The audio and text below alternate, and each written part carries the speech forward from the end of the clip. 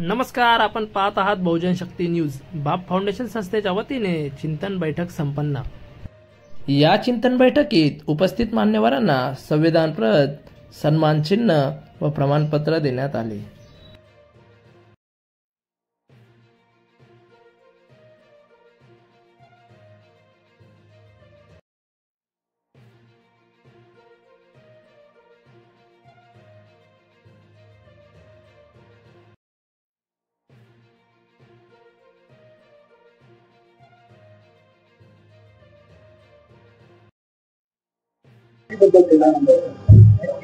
आजची जे या 2 दिवसाच्या 27 आणि 28 सप्टेंबर 2025 या 2 दिवसाची जी बैठक आहे, महाराष्ट्रातल्या ज्या ऍक्टिव्ह संस्था आहेत, ज्या आरटीआयवर काम करतात, लोकांना मदत करणाऱ्या करतात, सामाजिक संस्था ज्या आहेत, भ्रष्टाचाराच्या विरोधात काम करणाऱ्या ज्या संस्था आहेत, या सर्व संस्थांच्या प्रमुखांची बैठक या 2 दिवस लावली होती. कारण या संस्थांच्या अध्यक्षांना, कार्यकर्त्यांना, ते जे प्रशासकीय अधिकारी आहेत, कर्मचारी आहेत, ते वेगवेगळ्या गुन्ह्यामध्ये म्हणजे अडकवतात, त्यांचा वेळ वाया घालवतात आणि देशाच्या हिताचं काम करणाऱ्या कार्यकर्त्यांना दबाव निर्माण करतात.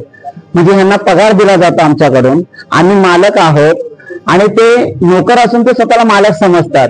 ही जी मानसिकता जी बळवलेली त्यांची, त्यांना जी हिंमत आलेली आहे, ते करप्ट त्यांना सिस्टीम मुळे आले. ते सिस्टीमला जर अगर ब्रेक द्यायचा असेल तर संस्था संघटनाने आपापल्या स्तरावर एकटे काम न करण्यापेक्षा जेवढ्या संस्था संघटनांनी एकत्र येऊन जर का काय कॉमन इश्यूजवर काम केलं तर नक्कीच फरक पडेल आणि मागण्या मान्य होतील आणि त्यांना धागा दाखवावा लागेल. आम्हाला कुणाचा तिरस्कार नाही आहे, ते आमचे नोकर आहेत, आम्ही त्यांना पगार देतो आणि आम्हाला कळतं की नोकराला कसं वागवायचं ते. पण नोकर जर का मालक समजत असेल तर त्याला आता हीच वेळ आहे की त्याची जागा दाखवून देण्याची. आणि ती जागा दाखवून देत असताना त्यांच्या हातामध्ये संविधानाने दिलेल्या हत्याराचा दुरुपयोग करतात.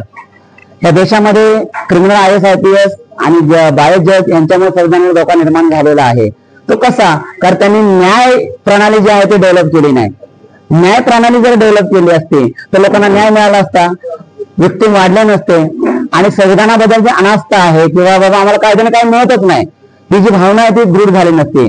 बहुतेक जे पदाधिकारी आहेत, म्हणजे कर्मचारी आहेत, पिनल पॉवर्स आहेत, त्यांना स्टॅट्युटरी पॉवर्स आहेत, हे संविधानाला जाणतात, मानत नाहीत आणि मानतात तर त्या पदावर नाही आहेत आणि म्हणून ते लोक त्याचा दुरुपयोग करतात.